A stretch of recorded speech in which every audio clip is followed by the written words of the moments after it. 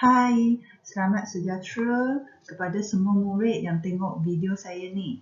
Jadi sebenarnya sebelum ni saya dah pernah record video lah, tapi ini penambahan baik kan, supaya kamu akan faham lebih detail dalam matematik tambahan. Okey, mari kita tengok bab 1. Ini semua ialah silibus tingkatan 4 KSSM matematik tambahan. Jadi ini ialah video untuk bab 1 part pertama. Jadi video ini akan mencangkupi fungsi, lepas tu macam mana tentukan jenis fungsi. Okey, daripada gambar rajah Venn ataupun daripada persamaan yang diberi. Selepas itu kamu boleh carikan objek dan juga image. Okey, tanpa membazirkan masa, mari kita tengok yang selanjutnya. Jadi yang pertama kamu perlu faham apa itu ialah fungsi. Jadi fungsi apabila kamu tengok setiap objek dia ada satu image. Mesti kamu akan tertanya-tanya apa itu ialah objek dan apa itu adalah image. Jadi kalau gambar rajah Venn diberi. Gambar rajah Venn ialah gambar rajah yang ditunjukkan di sini. Asalkan dia ada bentuk bulatan, lepas tu ada unsur yang dia senaraikan di sini. Kamu akan panggil dia sebagai gambar rajah Venn. Sebenarnya ini kamu sudah belajar dalam matematik. Okey, saya boleh bagi kamu gambar rajah dalam bentuk bulatan yang macam ni atau boleh bagi yang segi empat dan bentuk lain. Asalkan dia ada bentuk dan dalamnya dia ada unsur. Semua nombor ini kita panggil sebagai unsur. Okey, asalkan dia ada bentuk dan juga ada unsur, kamu panggil dia sebagai gambar rajah Venn. Dan dalam gambar rajah Venn ini mesti ada anak panah. Okey, jadi seperti dalam gambar rajah ini, kamu akan tertanya apa itu ialah objek dan apa itu ialah image. Jadi objek ialah nombor yang senaraikan di set X. Semua yang ini kamu panggil dia sebagai objek dalam set yang pertama. Okey, dalam set yang kedua, 3, 7 dan 11. Semua ini kamu panggil dia sebagai image. Okey, jelas kan? Jadi saya ulang semula. Okey, set pertama yang kamu nampak kita panggil sebagai objek. Okey, set yang tunjuk dalam set kedua, kamu panggil dia sebagai image. Okey, lepas tu saya boleh mewakili hubungan fungsi tersebut dengan persamaan. Saya boleh panggil hubungan tersebut sebagai fx. Lepas tu dia ada anak panah. Mesti ada anak panah kepada 2x. Jadi saya menghubungkan set x kepada set y. Jadi ini hubungannya kita letak sebagai 2x tambah 1. Iaitu daripada objek macam mana saya boleh dapatkan jawapan image. Contohnya 2 darabkan nombor tersebut, nombor 1. Lepas tu saya tambah 1, saya boleh dapatkan image 3. Seterusnya untuk yang ketiga, kalau saya gantikan x tu kepada nombor 3, saya tambah 1, saya dapat nombor 7. Jadi inilah hubungannya. Jadi hubungan kamu boleh buat f 2 dot x kepada 2x tambah 1. Ataupun kamu boleh tulis dalam bentuk persamaan. Fx sama dengan 2x tambah 1. Okey, dan biasanya kita akan ungkapkan dia dalam bentuk persamaan supaya nanti kamu senang nak carikan objek ataupun nak carikan image untuk sesuatu fungsi. Jadi cikgu galakkan kamu tulis dalam bentuk persamaan, iaitu fx sama dengan 2x tambah 1. Okey, bergantung balik kepada isi tadi, iaitu setiap objek mesti ada satu image. Jadi daripada ayat tersebut, kamu dah boleh tentukan fungsi yang diberi adalah hubungan yang diberi itu merupakan fungsi ataupun tidak. Okey, jadi contoh 1. Jadi semua contoh daripada saya adalah ambil daripada buku teks. Jadi sambil kamu tengok video saya, kamu boleh rujuk kepada buku teks anda. Okey, jadi kamu tengok buku teks tingkatan 4, muka surat ketiga. Jadi contoh pertama, adakah hubungan yang berikut merupakan sesuatu fungsi? Lepas tu dia nak kamu jelaskan. Jadi daripada sini, saya hanya tentukan fungsi atau tidak supaya kamu jelaskan dan faham apa itu ialah fungsi. Jadi untuk yang A, hanya saya semak adakah setiap objek ada satu image. Jadi saya pegang kepada definisi tadi. Sebenarnya definisi tersebut adalah daripada kefahaman sajalah. Jadi kamu hanya semak, adakah setiap objek ada image? Jadi sekarang kamu semak, okey, 2 ada kan? Dia punya image ialah 8, asalkan dia sambung 2 sambung ke 8. Okey, ada image. 5 sambung ke 20, okey, ada image. 6 ada image. Jadi setiap objek ada satu image, betul? Jadi ini merupakan fungsi. Okey, saya rasa ini dah jelas kan? Okey, kita tengok lagi contoh B. Okey, sekarang semak lagi. 4 sambung ke 2. Okey, betul. Ada satu image. 8 sambung kepada 2. Satu objek 8 ada image 2. Walaupun image-nya sama kan, tapi tak apa. Okey, kita tengok lagi. 18. Sekarang 18 dia ada 2 image. Dia ada 3 dan 9. Jadi saya punya ayat definisi yang atas tu dah tak jadi kan? Sebab sekarang objek 18 dia ada 2 image. Jadi jawapannya bukan fungsi. Jadi kalau dia suruh kamu jelaskan, kamu boleh kata objek 18 ada 2 image. Kalau kamu nak tulis lah. Okey, kamu boleh kata objek 18 ada 2 image. So inilah penjelasannya. Jadi saya tak suka ayat-ayat yang panjang. Kamu ingat matematik tambahan kita hanya nak point sahaja. Kita nak kata kunci sahaja. Okey, jadi hanya kamu semak adakah semua objek ada satu image. Kalau ada, dia merupakan fungsi. Kalau hubungan tersebut bukan semua objek ada image, jadi dia bukan fungsi. Okey, kita tengok lagi. Ada 2 lagi contoh. Okey, C. Sekarang kenapa dia bukan fungsi? Sebab objek 1 dia ada image A. Okey, objek 1 ada satu image. Okey, masih benar. 3 ada objek B. Okey, betul. 7 ada objek B. Betul. Tapi 9 sekarang tengok. Dia tak ada hubungan. Maksudnya dia tak ada image. Jadi 9 tak ada image. Jadi ini bukan fungsi. Kalau nak nyatakan sebab, kamu boleh kata image. Objek 9 tiada image. Atau kamu tulis 9 tak ada image pun boleh. Okey, satu lagi D. Okey, simak semula. A ada satu image. Okey, betul. B pun ada satu image. Okey. C pun ada satu image. Jadi pegang ayat tadi kan, semua objek ada satu image. Jadi ini merupakan fungsi. Okey, jelas? Saya harap ini sudah jelas. Jadi kamu dah boleh tentukan mana hubungan yang diberi tersebut merupakan fungsi. Okey, lepas tu kita sambung lagi. Sebenarnya selain gambar Raja Venn yang disenaraikan tu, kamu boleh dapat satu graf. Jadi daripada graf yang diberi tu, kamu perlu tentukan hubungan tersebut ialah fungsi ataupun bukan. Jadi macam mana daripada graf kita nak tentukan dia fungsi ke tidak? Jadi kita boleh gunakan ujian garis mencancang. Maksudnya kita lukis satu garis mencancang. Kita tengok dia sentuh satu titik ataupun sentuh 2 titik.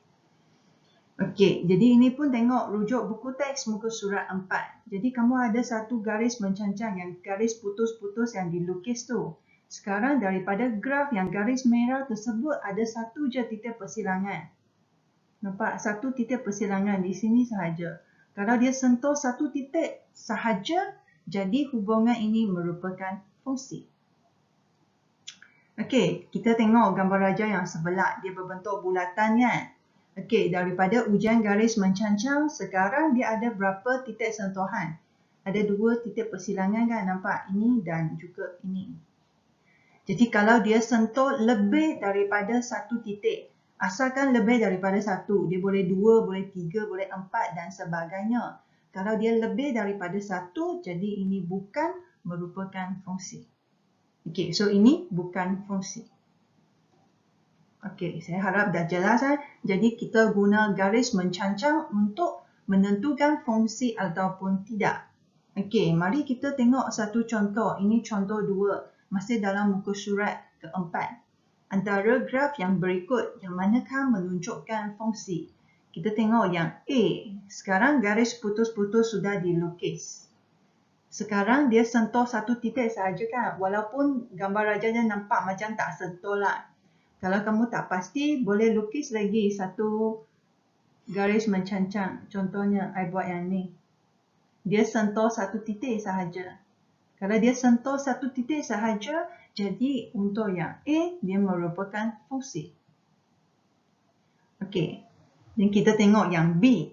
Sekarang kalau kita buat garis mencancang, tak kisah di mana tau. Saya buat di belakang pun okey. Pun sentuh satu titik. Saya buat di depan pun masih sentuh satu titik. Kalau dia sentuh satu titik sahaja, jadi B juga merupakan fungsi. Senang-senang kot. Okey, kita tengok lagi untuk C. Sekarang C kita buat satu garis mencancang. Oh, sekarang dia sentuh dua titik pula. Kalau dia sentuh dua titik, jadi graf C bukan fungsi. Okey, jelas kan? Jadi saya ulang semula. Kita buat garis mencancang. Kalau sentuh satu titik, jadi ia merupakan fungsi. Kalau dia sentuh dua titik, jadi dia bukan fungsi. Okey. Jadi kamu dah boleh tentukan hubungan yang diberi ialah fungsi atau bukan. Okey, kita sambung lagi. Jadi sekarang kamu rujuk kepada buku teks muka surat 7. Okey, muka surat 7 dia masih bagi lagi kamu satu gambar raja van. Jadi daripada gambar raja van, kamu boleh panggil set yang pertama. Sekarang set pertamanya ialah set X. Jadi set X, kamu boleh panggil dia sebagai domain. Set Y iaitu set kedua, kamu boleh panggil dia sebagai kodomain. Jadi sebelum kamu senaraikan domain dan kodomain, sebenarnya kamu boleh tunjukkan dulu apa tu objek, apa tu image. Jadi sebenarnya kamu sudah pernah belajar dalam mendengar rendah apa tu objek, apa tu image. Tapi saya masih ulang lagi supaya kamu ingat lagi kan. Mungkin ramai murid sudah lupa apa tu objek, apa tu image. Jadi objek ialah semua unsur yang kamu senarai di set pertama. Set pertama ada 1, 2, 3 dan 4. Jadi objek ada 1, 2, 3 dan 4. Kamu boleh guna koma untuk sambungkan semuanya. So 1, 2, 3, 4. Okey, kalau image ialah semua unsur dalam set kedua. So dalam set kedua, kamu ada 3, 5, 7, 9 dan 11. Jadi image ada 3, 5, 7, 9 dan juga 11. Sebenarnya domain adalah semua objek. Tapi dengan syaratnya mesti ada tata tanda set. Jadi kamu tengok masih saya senaraikan 1, 2, 3, 4. Hanya saya tambah tata tanda set sahaja. Okey, codomain adalah semua image. And then saya tambahkan tata tanda set. Okey. Satu lagi, julat. Julat ialah benda baru. Jadi julat sebenarnya adalah semua image yang ada hubungan dengan set pertama. Maksudnya dia mesti sambung ke X. Dia mesti ada hubungan ke set pertama. Jadi kalau kamu rujuk kepada gambar raja ini, ada satu unsur yang tak ada hubungan. Betul, ada satu yang tak ada garis, iaitu unsur 11. Jadi 11 ini dia tak ada hubungan dengan set yang pertama. Jadi 11 saya tak boleh masukkan dalam julat. Jadi dia tak boleh masuk dalam julat. Jadi jawapan untuk julat adalah 3, 5, 7 dan juga 9. Okey. Jelas Jadi kalau kamu rujuk kepada semua yang kamu dah senarai tu objek, image, domain, kodomain dan julat. Jadi kamu ingat objek dan image tak ada tata tanda set. Domain, kodomain dan julat ada tata tanda set. Okey, dah jelas.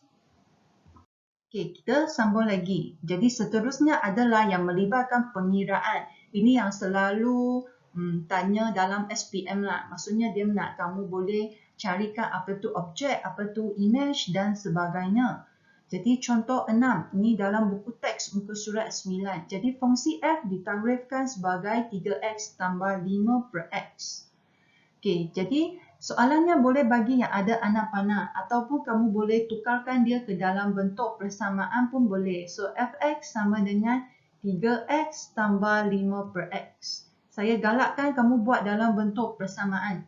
kalau soalan yang bagi fx tu dia tak bentuk persamaan. Sebab nanti senang kamu nak selesaikan masalah yang berikutnya. Jadi kita tengok satu-satu. Untuk yang A, dia suruh cari F5. Jadi kalau kamu ikut saya dah tukar kepada kurungan, kamu boleh nampak sebenarnya dia tukarkan X yang dalam kurungan itu kepada 5. Jadi saya pun ikut langkah yang sama. Maksudnya saya tukarkan X tu kepada nombor 5. Jadi penyelesaiannya adalah macam ni. Saya tukarkan X, semua X kepada 5. Jadi 3X kan, dia akan jadi 3 darab 5. Tambah 5 per X kan, X tu pun tukar kepada 5. Kamu boleh rujuk. Jadi X sekarang semua dah tukar kepada 5. Kalau ada kalkulator, kamu boleh tekan sekaligus. Tapi saya suka kira manual lah. Maksudnya 3 darab 5, saya dapat 15. 5 bahagi 5, saya dapat 1. Jadi sekarang 15 tambah 1, kita dapat jawapan 16. Ini ialah kita buat ikut langkah. Maksudnya, I tanpa gunakan kalkulator. Saya tak suka selalu guna kalkulator lah. Jadi, kamu boleh tengok lah. Kalau tak dapat kira, you nak tekan untuk semak jawapan, boleh juga.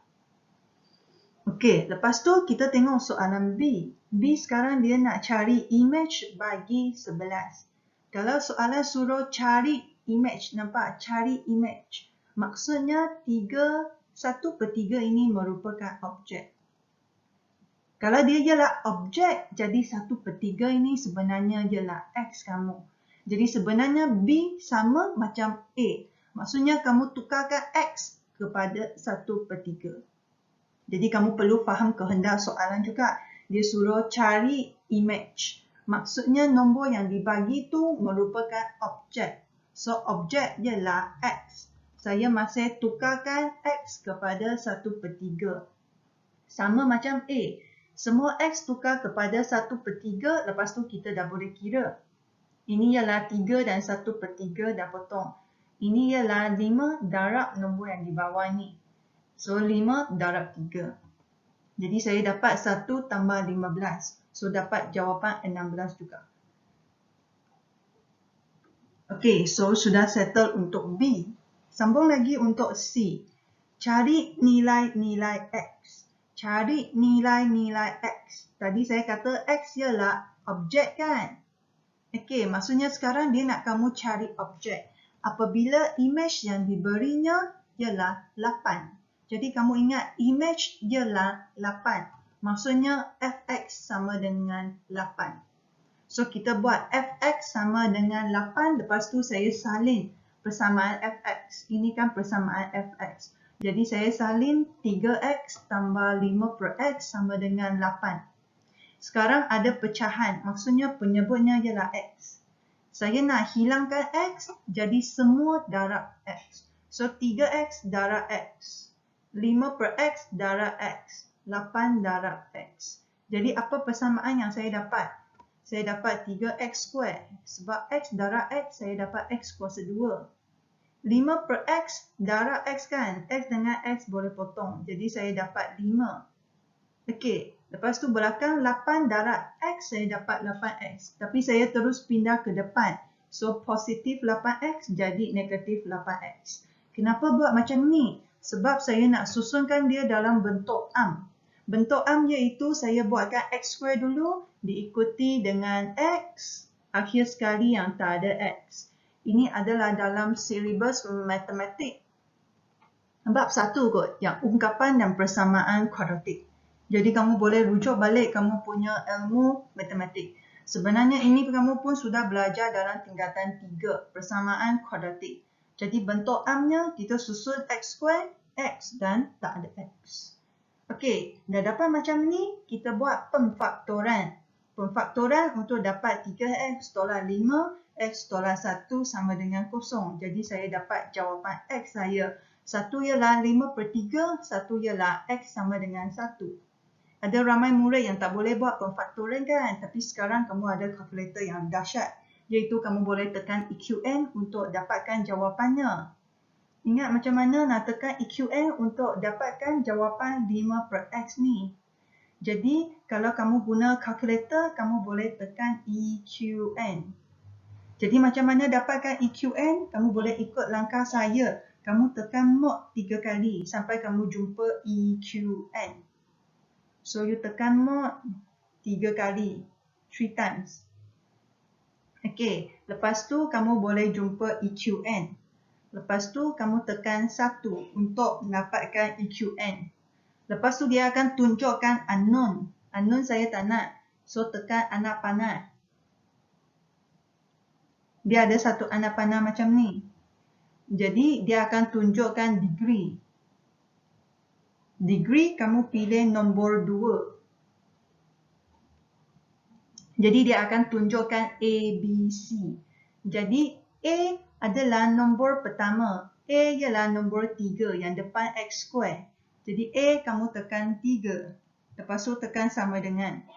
Lepas tu, B merupakan yang depan X. Jadi, B ialah negatif 8. So, you tekan negatif 8. Lepas tu sama dengan.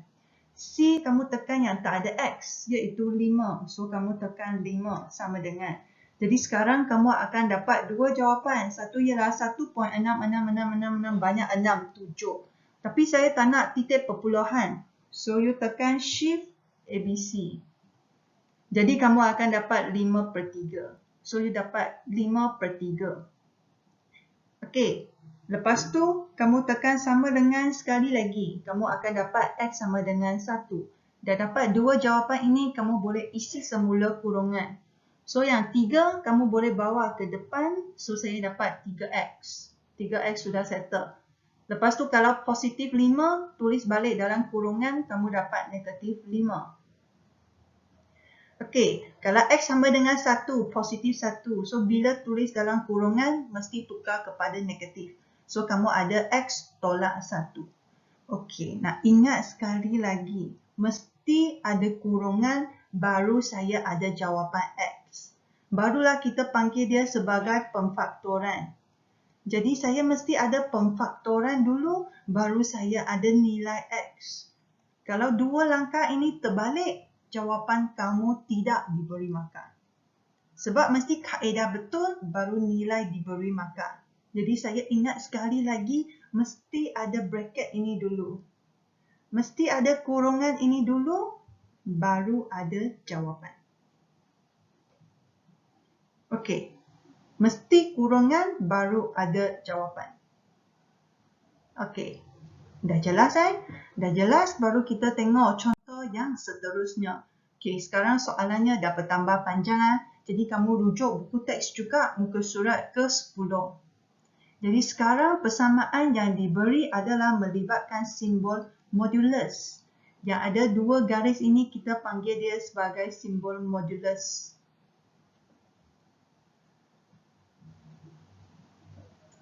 Modulus maksudnya jawapannya sentiasa positif.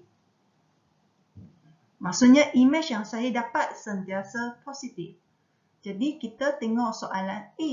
Saya tanya F negatif 2, F 4. Jadi dua ini kita buat ikut langkah yang sama, iaitu saya gantikan X kepada negatif 2. Jadi saya buat F negatif 2. Jadi semua X saya tukar ke negatif 2. So 2 kurungan negatif 2 tolak 3. Jadi kamu boleh kira yang dalam sini dulu. So, 2 darab negatif 2, saya dapat negatif 4. So, negatif 4 tolak 3, saya dapat negatif 7. So, saya dapat negatif 7. Jadi, tadi saya dah kata jawapan sentiasa positif. So, negatif 7, saya akan ubah dia kepada positif 7. Kalau F4, saya akan tukarkan X kepada nombor 4. So, kamu ada 2 darab 4 tolak 3. So, 2 darab 4, kamu dapat 8 kan? So, 8 tolak 3, kamu dapat 5. So, kalau jawapannya positif, tak perlu tukar kan? Terus, itu sebagai jawapan anda. Okey, jelas kan? Dah settle A, baru kita pergi yang B. Jadi, B sekarang dia bagi Fx sama dengan 5. So, persamaan sudah ada. Kita terus salin sahaja Fx sama dengan 5. Maksudnya, I nak cari X. Dia nak cari nilai X. Jadi, I tulis dulu Fx sama dengan 5. Lepas tu, saya salin persamaan Fx. Salin persamaan ni. Salin persamaan modulus 2x tolak 3. So modulus tadi saya ambil kira positif negatif. Jadi kalau sekarang saya nak buangkan simbol modulus tersebut, saya akan tolak dia ke tepi. So apabila tolak ke tepi, dia ada tambah tolak. Jadi saya perlu kira dua-dua nilai, iaitu positif 5 dan juga negatif 5. So saya ada 2x tolak 3 sama dengan tambah tolak 5. Jadi saya dah boleh selesaikan. Tapi kamu perlu asingkan dia. Maksudnya satu ialah positif 5, satu ialah negatif 5. Saya kira 2 kali. Okey, lepas tu yang seterusnya kamu dah boleh buat. Kita kira yang depan dulu. So negatif 3 pindah sebelah, dia akan tambah 3 kan. So saya ada 8. So saya ada 2x sama dengan 8. Selesai lagi, 8 bahagi kepada 2, saya ada x sama dengan 4. So dah settle yang depan. Belakang pun ikut yang sama. Saya pindahkan negatif 3 ke sebelah. Dia akan jadi tambah 3. So tolak 5 tambah 3, saya dapat negatif 2. Nanti bahagikan 2, so saya dapat jawapan x sama dengan negatif 1. Okey, jelas? Dah ada pening-pening sikit kan? Okey, tak apa, kita boleh belajar lambat-lambat. Kalau ada yang tak faham, kamu boleh patah balik lah. Okey, jadi kamu tengok soalan C. Dia nak cari nilai-nilai X yang memetakan diri sendiri. Apa maksud diri sendiri? Ini selalu keluar dalam peperiksaan dan selalu murid dia lupa. Memetakan diri sendiri maksudnya kalau objek ialah 1, imej saya pun dapat 1. Kalau objek ialah 2, imej saya pun dapat 2. Okey, maksudnya kalau objek ialah X, maksudnya imejnya pun sama dengan X. Jadi saya akan buat fx sama dengan X. Jadi ulang lagi langkah tadi. Saya ambil persamaan 2x tolak 3 sama dengan X. Pindahkan modulus, tambahkan simbol tambah tolak. Sudah ada tambah tolak, kita perlu buat dua langkah. Satu ialah positif X, satu ialah negatif X. Lepas tu selesaikan. Selalu saya galakkan murid kumpulkan X di hadapan. Nombor pergi belakang. Jadi dia lebih senang nak selesaikan. So X saya pindah ke depan. So X pindah ke depan, dia akan jadi tolak X. So 2X tolak X, saya tinggal 1X sahaja. Negatif 3 pindah belakang jadi positif 3. So dapat jawapan. Yang belakang pun sama. Pindahkan X ke depan. So tolak X akan jadi tambah X. So 2X tambah X, saya dapat 3X. Negatif 3 pindah belakang, saya dapat positif 3. So jawapan yang saya dapat ialah X sama dengan 1. Okey, jadi saya dah ada jawapan X sama dengan 1. Dah settle untuk soalan C.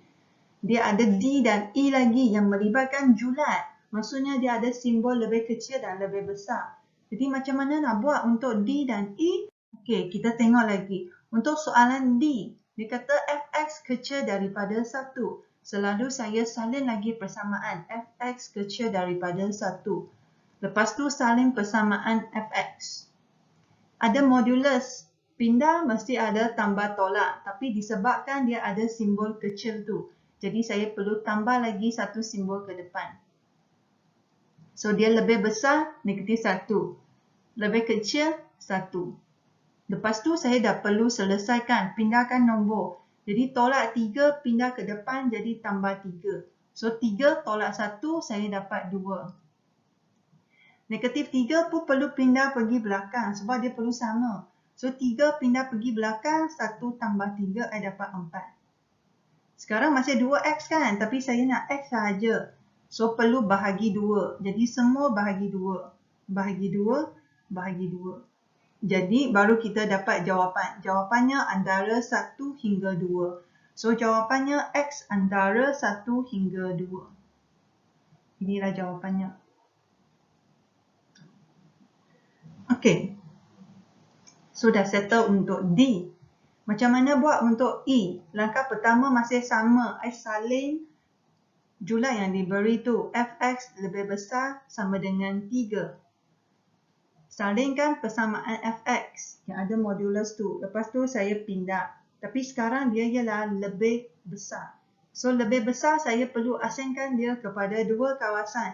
Satu lebih besar 3, satu lebih kecil dan sama dengan negatif 3. Lepas tu, selesaikan macam biasa.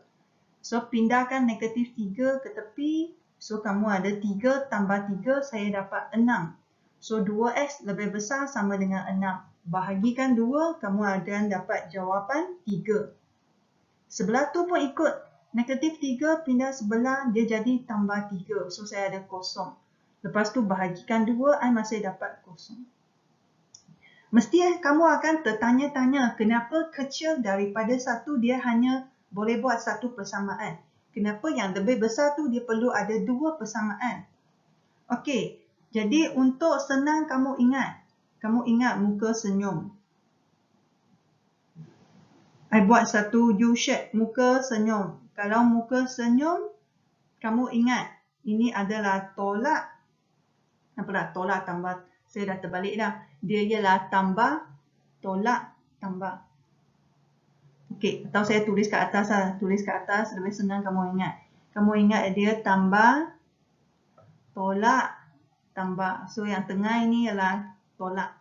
So, tolak maksudnya kawasannya dia lebih kecil. So, kalau D, nampak tak? Dia lebih kecil.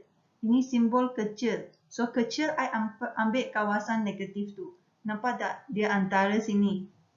Jadi, dia akan saya loreh satu kawasan sahaja kan? Jadi, dia adalah antara negatif 1 dan 1. So, saya akan buat untuk yang D.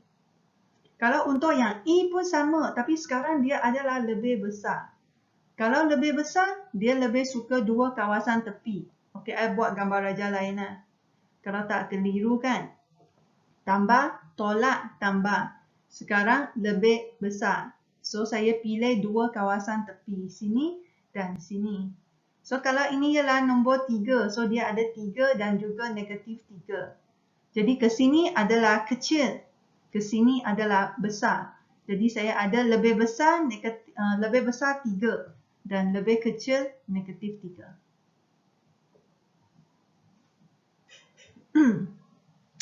Okey, dah boleh faham lah. Jadi kamu ingat tambah, tolak, tambah. Kalau dia ada kecil, I pilih kawasan tengah. So, dia ada satu persamaan sahajalah.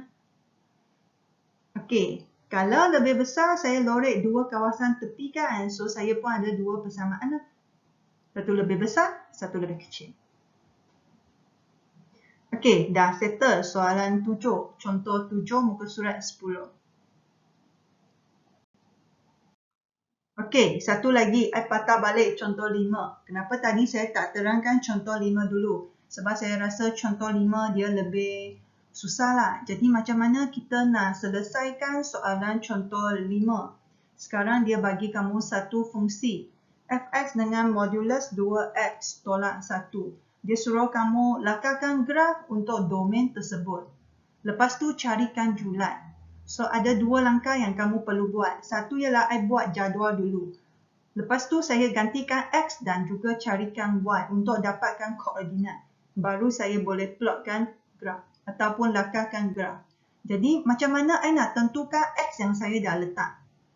Okey, yang paling senang mesti kamu gantikan yang ada dalam domain. Dalam domain dia ada tulis negatif 1 dan 2. Jadi kamu perlu masukkan negatif 1 dan 2 mesti ada di jadual kamu. Satu lagi ialah I ganti X kosong. Ganti X kosong ini supaya saya dapatkan pintasan Y. Sebenarnya ini kamu dah belajar di matematik. Apa tu pintasan Y? Pintasan Y ialah yang sentuh pada paksi Y. Jadi kamu mesti ganti X kosong. Satu lagi ialah kamu gantikan Y kosong. Ini adalah untuk cari pintasan X. Jadi pintasan X kamu akan gantikan Y kosong. Jadi mesti ada Y kosong dan juga X kosong. Jadi sekarang you boleh carikan Fx dulu sebab ini yang paling senang. Kalau X ialah negatif 1, kamu akan gantikan X kepada negatif 1. You boleh tekan kalkulator. Fx ialah 2x tolak 1. So, 2 darab negatif 1, kamu dapat negatif 2 tolak 1, you dapat negatif 3. Tapi disebabkan modulus, jawapan kamu sentiasa positif. So, kamu ada fx sama dengan 3. Jadi, yang pertama sahaja saya tunjuk. Jadi, koordinatnya adalah negatif 1, 3. Tulis dulu x, baru kamu tuliskan y. Okey, and then kalau sebelah, kalau x adalah kosong, so you gantikan x tu kepada kosong lah. Jadi untuk 0 dan 2 kamu dah boleh kira untuk dapatkan dua koordinatnya 0, 1 dan 2, 3. Dah settle dua ini, kamu baru cari untuk yang akhir sekali pintasan x. Pintasan x saya akan cari letakkan y kosong. Y kosong iaitu fx kosong. Fx ialah kosong, saya salin persamaan fx. 2x tolak 1 sama dengan kosong. Hilangkan modulus. Masih kosong juga sebab tak kira tambah tolak dia tetap kosong. So, saya pindahkan negatif 1 ke sebelah. So, saya ada positif 1. Bahagikan 2, saya dapat jawapan 1/2. So, saya dapatlah nilai 1/2. Ini ialah pindasan x. Baru saya boleh lakarkan graf. Jadi macam mana nak lakarkan graf?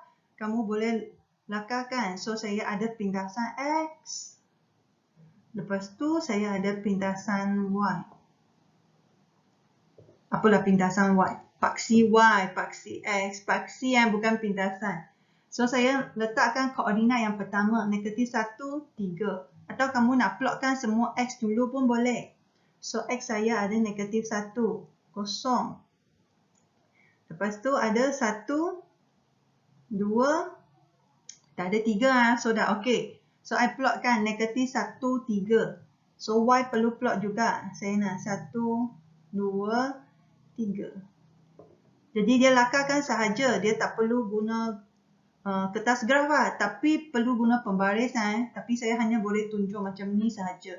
Kalau kamu mesti guna pembaris. Bila penanda SPM, dia akan ukur lah. Adakah kamu guna pembaris ke tidak? So, negatif 1, 3 dekat sini. 0, 1. Baca x dulu baru baca y. So, x ialah 0. Y ialah 1. Jadi, di sini. Okey, satu lagi ialah 2, 3. So, 2, 3 ke atas. Okey, satu lagi ialah 1/2, 0. Jadi, saya nak 1/2. 1/2 ialah separuh. So, dekat sini. 1/2. So, 1/2 kosong. Baca x, 1/2 kosong. So, dekat sini. Jadi, sekarang dia punya graf berbentuk V. Dia akan turun ke bawah. Lepas tu, naik ke atas. Guna pembaris sebab saya tak boleh guna pembaris dalam PowerPoint ni lah. Tapi kamu perlu guna pembaris untuk lukiskan. So, saya plotkan titik dulu and then saya guna pembaris, lukiskan sahaja, dah siap saya punya graf. Okey, graf sudah siap, baru saya boleh carikan julat. Belum habis ada satu lagi soalan kan. Dia nak kamu lakarkan graf, lepas tu saya nak cari julat. Jadi kalau kamu boleh perasan, domain sebenarnya ialah x kamu. Dia antara negatif 1 hingga 2. So, dia dari negatif 1 hingga ke 2. So, dah settle. Dia dari negatif 1 hingga 2. Jadi, apa itu ialah julat F? Jadi, julat F adalah tengok Y-nya. Maksudnya ketinggian. So, dengan kata senang, kamu ingat domain tu, kamu tengok dia gemuk atau tidak. Gemuk atau kurus. Okey, kalau julat ialah saya tengok ketinggiannya. Dari berapa hingga berapa. So, saya tengok dia punya Y. Ambil nombor yang paling kecil untuk Y. Untuk paksi Y, nombor yang paling kecil ialah 0. Betul tak?